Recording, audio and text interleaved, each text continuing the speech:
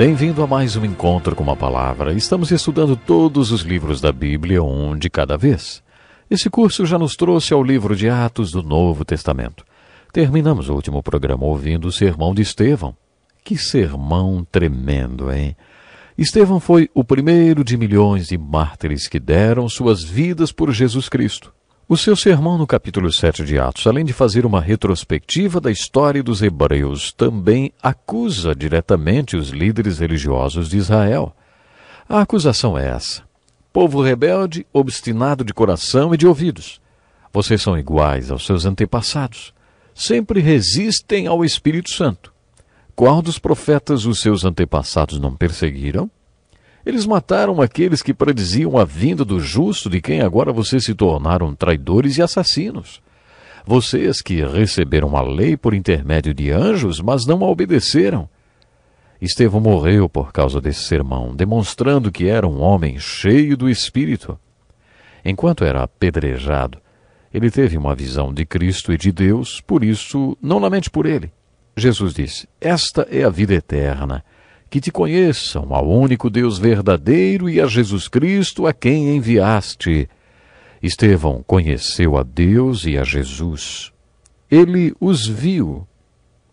Eu trocaria de lugar com Estevão se fosse para ter a visão de Deus e de Cristo que ele teve.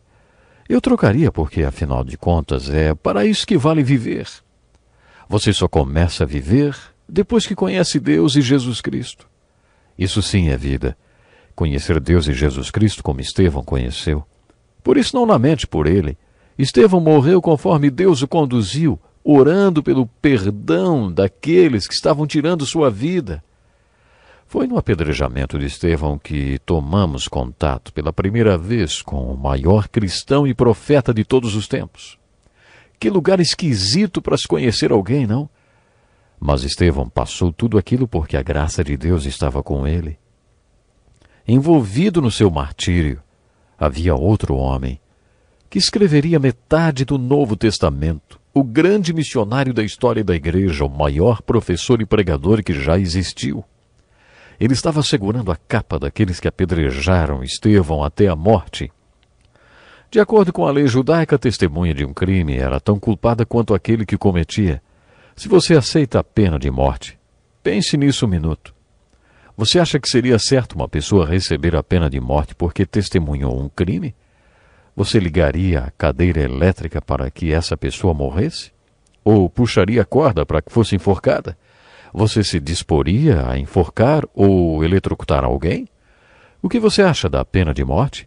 A lei judaica era a favor da pena de morte e a testemunha tinha que mostrar sua aprovação em relação ao que estava acontecendo. Por isso, Saulo de Tarso, que era membro do Sinédrio e um cidadão romano, mostrou que estava de acordo com a execução de Estevão quando segurou as capas daqueles que, de fato, o estavam assassinando. Ele estava se fazendo tão culpado quanto aqueles que estavam apedrejando Estevão. É interessante notar que o sermão de Estevão produziu frutos. Aliás, toda a pregação do livro de Atos era ungida. Era uma pregação bíblica que coloca Cristo como centro de tudo. Você pode até se perguntar por que a pregação de Estevão foi tão frutífera assim. No capítulo 22 de Atos, o apóstolo Paulo fez menção ao fato de ter presenciado a morte de Estevão. É claro que a morte e o modo como ele morreu tiveram um grande impacto na vida de Saulo de Tarso. No capítulo 9, lemos sobre sua conversão, sobre a mudança do seu nome. Muitos estudiosos acreditam que presenciar a morte de Estevão causou um tremendo impacto em Saulo e teve um papel importante na sua conversão. Estevão morreu e não viu os frutos do seu sermão. Ele nem imaginava que seu sermão e a sua morte contribuiriam para a conversão de Saulo de Tarso. Ele morreu sem imaginar que tantas pessoas seriam levadas a Cristo e salvas através de Saulo de Tarso. Estevão não imaginou que tantas igrejas seriam formadas e que o ministério de Paulo, que levaria o evangelho para todo o mundo, seria um dos frutos de sua vida e de seu ministério. Sem dúvida nenhuma, o ministério e a morte de Estevão tiveram forte influência na vida de Saulo. Uma vez ouvi a história de um homem que tinha a unção para pregar a palavra de Deus. Ele acreditava que recebia a palavra diretamente de Deus e, quando pregava, não bastava falar umas palavrinhas e pronto. Ele tinha que falar aquilo que Deus tinha colocado no seu coração. Um dia, ele teve que pregar numa igrejinha e tinha certeza que Deus tinha colocado no seu coração uma mensagem para os homens daquela igreja. Ele finalizaria o sermão e faria um convite e um apelo para a salvação. Isso aconteceu na Inglaterra. Tinha sido difícil para o pastor chegar à igreja porque tinha nevado muito. Quando ele chegou lá, não tinha quase ninguém, apenas mulheres, mas nenhum homem. O pastor tinha certeza que a mensagem que Deus tinha colocado no seu coração para pregar naquela noite é para que os homens assumissem um compromisso com Deus. A mensagem era que Deus precisava de homens para servi-lo. Mesmo não tendo nenhum homem sentado nos bancos da igreja, aquele pastor não teve a direção do Espírito Santo para mudar a mensagem. O Espírito Santo parecia simplesmente dizer: pregue a mensagem que eu te dei.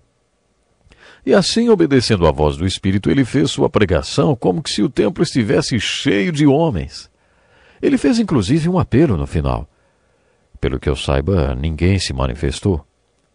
Mas lá atrás, longe dos olhos de todos, estava um jovenzinho chamado David Livingstone, o organista escalado para tocar naquele culto. Quando ouviu a mensagem, ele se converteu e entregou seu coração a Jesus Cristo. Depois ele foi para a África e se tornou um dos maiores missionários que já pregaram naquele continente. Ele fundou missões para a África e por causa dele milhares e milhares de africanos estão no céu hoje, porque um pregador foi obediente à orientação do Espírito Santo e pregou o sermão feito para homens e fez um convite para um homem, numa reunião em que ele achava só havia mulheres. Apesar do pregador nem ter tomado conhecimento da presença daquele rapazinho franzino tocando órgão, escondido lá atrás, foi aquele rapazinho que entregou o coração para Cristo naquela manhã. O sermão tinha dado frutos e o pregador nem sabia. Aconteceu a mesma coisa com o sermão de Estevão. Até onde ele pôde perceber, os únicos frutos que seu sermão tinha gerado eram aquelas pedras caindo sobre ele. Ele tinha pregado em obediência a Deus. Ele morreu pensando que sua morte era a consequência do seu sermão. Ele estava disposto a entregar sua vida por causa daquele sermão sobre Jesus Cristo. Deus colocou no seu coração fazer aquela pregação, mesmo que isso lhe custasse a vida. Lendo todo o livro de Atos, percebemos como o sermão de Estevão foi frutífero.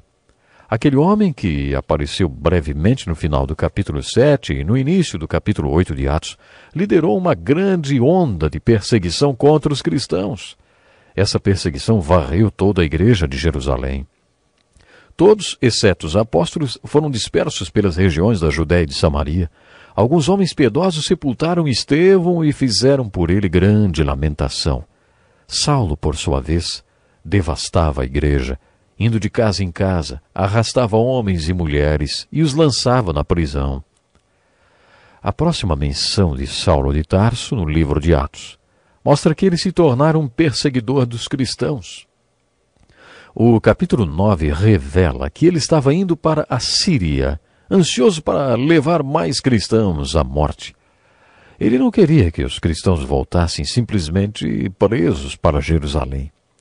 Quando ele ouviu que havia cristãos na cidade de Damasco, providenciou mandados de prisão e foi à caça daqueles cristãos para levá-los à morte. Mas, a caminho da Síria, na estrada de Damasco, ele teve um contato direto com Jesus Cristo ressuscitado e, de maneira miraculosa, converteu-se. Bem, ou esse homem foi o maior milagre do Novo Testamento depois dos Evangelhos, ou foi uma grande farsa, um grande mentiroso. Vamos ter que decidir qual será a nossa opinião sobre ele, não é? Ele mesmo, nas suas cartas, principalmente na carta aos Gálatas, capítulo 1, conta que depois de sua conversão a Cristo na estrada de Damasco, houve um grande parêntese até o início do seu ministério de pregação. Paulo conta no primeiro capítulo de Gálatas que logo depois da sua conversão ele foi para a Arábia. Os estudiosos não têm certeza e discordam quanto à precisão do tempo que ele passou na Arábia. Uns falam que foram 3 anos, outros 4, outros 14 anos. Sabemos que foram no mínimo 3 anos. Paulo passou 3 anos com o Cristo ressuscitado nos desertos da Arábia. Segundo seu próprio relato, Cristo lhe ensinou tudo o que ele escreveu nestas cartas, que compõem metade do Novo Testamento. Paulo conta que depois de 14 anos ele foi para Jerusalém pela primeira vez em sua vida e encontrou os outros apóstolos.